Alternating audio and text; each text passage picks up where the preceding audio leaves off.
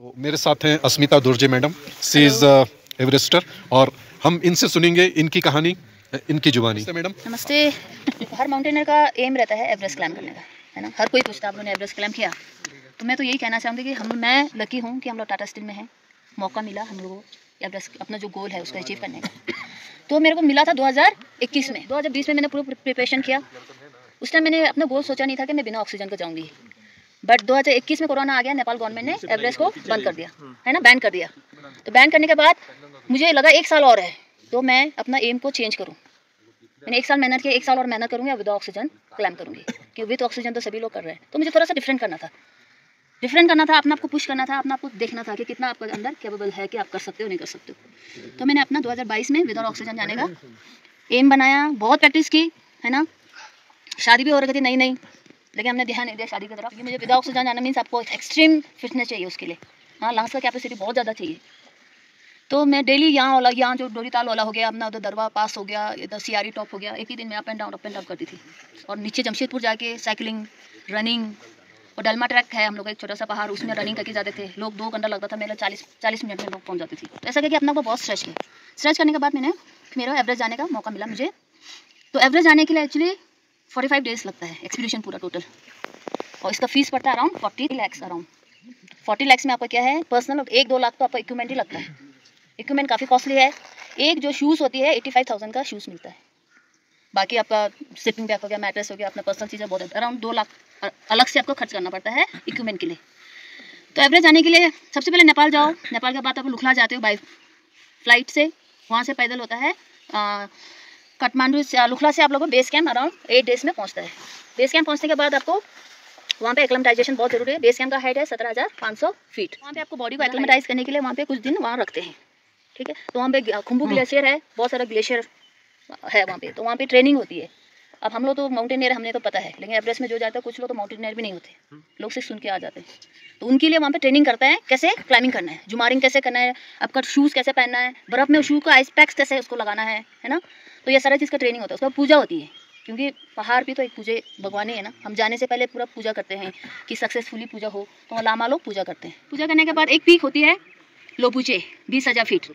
उस लोबुचे पीक को क्लाइम करने के बाद आपको पता चलता है कि आप एवरेस्ट के लिए जा पाते हैं नहीं जा पाते।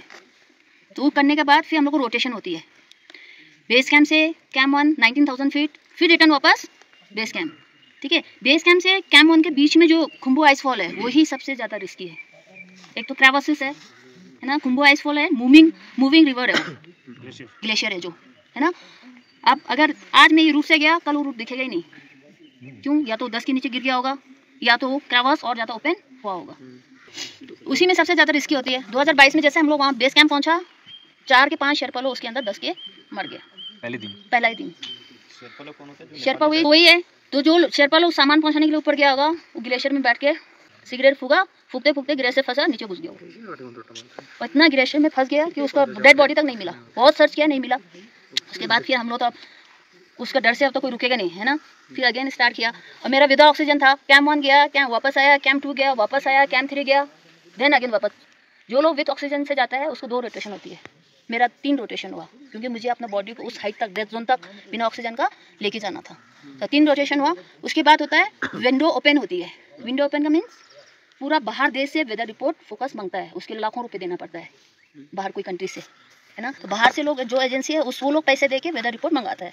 वेदर रिपोर्ट जैसे आ जाता है तो आपका समिट के लिए आपको अलाउ कर देता है कि रोप आपका ऊपर रास्ता खुल गया है, आप ऊपर जा सकते हो अपने टीम को लेके। तो अगेन बेस कैंप से स्टार्ट होता है समिट के लिए। तीनों कैंप क्रॉस किया, कैंप 4 पहुंचता है शाम को, है ना। सुबह चलने के बाद शाम को कैंप 4 आपको पहुंचता है 11-12 बजे तक। जो लोग अगर 11-12 बजे तक पहुंच गया, उसी को अलाउ करता है आगे के लिए, क्योंकि उसी रात को समिट के जाना है। तो मेरा उसमें क्या है, मैं 11 बजे पहुंच गई थी बिना ऑक्सीजन का। बाकी लोग सब ऑक्सीजन लगा के पहुंच रहे थे, हाँ, दिन में। उसके बाद 3-4 घंटे वहाँ डेथ जोन में रेस्ट करते हैं, अपना बॉडी को रिलैक्स करते हैं, है ना। और कैंप 4 में बिना ऑक्सीजन का रहना इतना घंटे, ऑटोमेटिक आप पहले से एग्जॉस्ट हो रहा है, आपका एनर्जी जा रहा है, क्योंकि आपके पास तो ऑक्सीजन नहीं है ना। बाकी जो लोग हैं, जो लोग ऑक्सीजन के साथ है, वो लोग वॉशरूम जा रहा है, उसमें भी ऑक्सीजन लगा के जा रहा है, सिलेंडर लगाया पीछे, ऑक्सीजन लगा के घूम रहा है। मतलब कितना डिफिकल्ट है वहाँ पे। थोड़ा सा भी ऑक्सीजन निकाल के लगे, आपका पूरा लंग्स बाहर आ जाएगा, उस टाइप की होती है। अब मेरा बिना ऑक्सीजन का है, बिना ऑक्सीजन का जाने मतलब बहुत स्पीड आपको बहुत कम होगा, 5 कदम में आपको रुकना पड़ेगा, हर 5 कदम 6 कदम ऐसे में तो मैं 7 बजे निकली वहाँ से, तो शाम को 7 बजे चलते गया है ना। और ऑलमोस्ट ये हिलेरी स्टेप, ये टॉप, तो ये हिलेरी स्टेप से जस्ट साउथ समय में पहुँची। मेरे पीछे जो बिना ऑक्सीजन वाला भी पीछे ही है, और मेरे पीछे इंडिया का लड़का जो कि फॉरेन में रहता है, वो मेरे को कब पता चला, बाद में जब उसने डिस्कशन किया होगा तो बोलता मैडम आप बिना ऑक्सीजन का इतना स्पीड जा रहा है ऑक्सीजन वालों के बराबर। तो इससे क्या लर्न हुआ, मैं ज़्यादा स्पीड जा रही थी बिना ऑक्सीजन का, जो कि मैं एग्जॉस्ट बहुत जल्दी फास्ट चल रही थी, जो कि थोड़ा स्लो जाती तो ज़्यादा एक्लेमेटाइज हो पाता उस एल्टीट्यूड में, समझ रहे हैं। क्योंकि बॉडी जितना स्लो चलोगे उतना बॉडी क्या होगा, एडजस्ट होना शुरू हो जाता है उस इन्वायरमेंट के साथ। तब वहाँ जब मैं जैसे पहुँची साउथ समिट, मेरा शेरपा जो मेरा गाइड था, मैडम बोला पहुँच गया आप। और इधर इंडिया में पूरा मेरा मैडम बजनेर पालो वेट करा कब अस्मिता का न्यूज़ आएगा। और मैं जैसे वहाँ साउथ समिट पहुँची, शेरपा ने मेरे को बोला मैडम बस आधा घंटा आप टॉप में पहुँच जाओगे।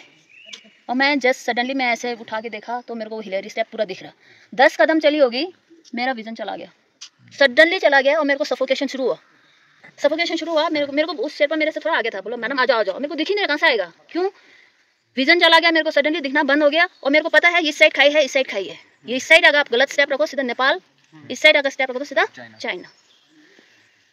तो फिर 10 कदम मेरे को आओ बोला, मैंने उसको शेरपा को बोला मेरे को कुछ दिख नहीं रहा, आप वापस आओ। वो मेरे पास आया, क्योंकि वहाँ पर ऑक्सीजन जो लोग इमरजेंसी में रखा रहता है उस एरिया में साउथ समिट के पास, तो ऑक्सीजन खोला और मेरे को लगाया थोड़ी देर के लिए।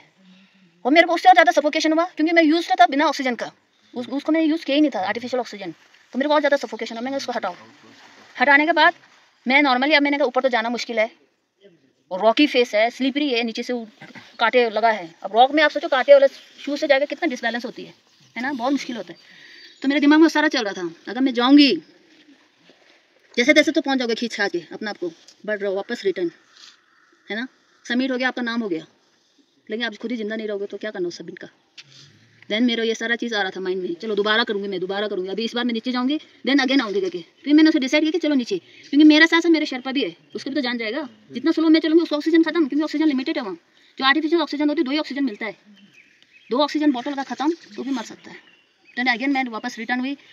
जैसे जैसे कैंप 4 आया, मेरा विजन वापस आना शुरू हुआ। कैंप 4 आया, हल्का सा मेरे को येलो दिख रहा, सारा टेंट हल्का धुंधला सा, टेंट में घुसी, पानी वानी पिया, और मेरा विज़न वापस आया। उसके बाद मैं शेरपा को भी छोड़ के सीधा कैंप 2 चल गया, नीचे कैंप 2 में रहा।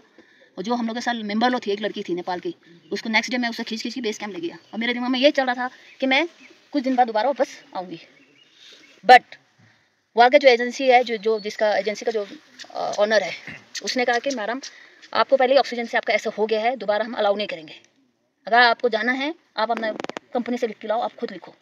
मैंने लिखने का तैयार थी, मैंने पूरा ऑफिस में फ़ोन किया, रिक्वेस्ट किया, 2 दिन मैं वहाँ रेस्ट किया, एक जिंदा लाश की तरह हो गई थी। सोचो पूरा एग्जॉस्ट, अपना डाइनिंग टेंट से उठ के किचन नहीं जा पा रही थी, अपने टेंट से उठ के डाइनिंग टेंट नहीं जा पा रही थी, पूरा खींच लिया बिना ऑक्सीजन का।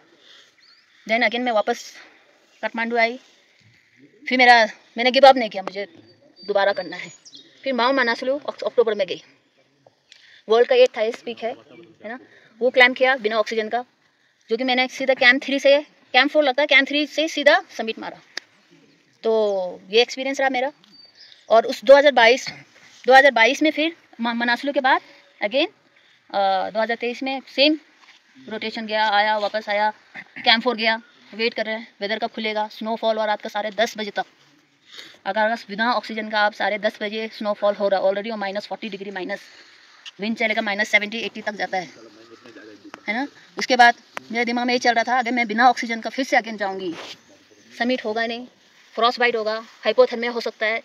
देन अगेन 10-10:30 बजे ऑक्सीजन लगाया एंड चला गया, टॉप पहुंच गया ऑक्सीजन लगा के। तो ऑक्सीजन लगा के फिर आप माउंट एवरेस्ट पहुंच गई। तारीख कौन सा था मैडम, और समय? 23 मई था, 23 मई 2022। 23 मई ऑक्सीजन लगा के 23 मई को गया, एंड विदाउट ऑक्सीजन वाला मैंने 2022 13 मई को। ये 23 में किया आपने? 23 में काफ़ी लोग डेथ हुआ, 17 लोग डेथ हुआ, जो कि 2 से तो मेरा मेंबर, हमारा साथ के मेंबर थे, जो मैंने आप लोग को किसी का साथ तो शेयर किया था। स्वप्निल, वो टॉप से थोड़ा ऑक्सीजन हरा गया, अपना वीडियो बनाया, 15 मिनट में वो वीडियो लेने में वो एग्जॉस्ट हो गया, नीचे आते आते। अस्मिता दूर जी, थैंक यू सो मच, यही था बस।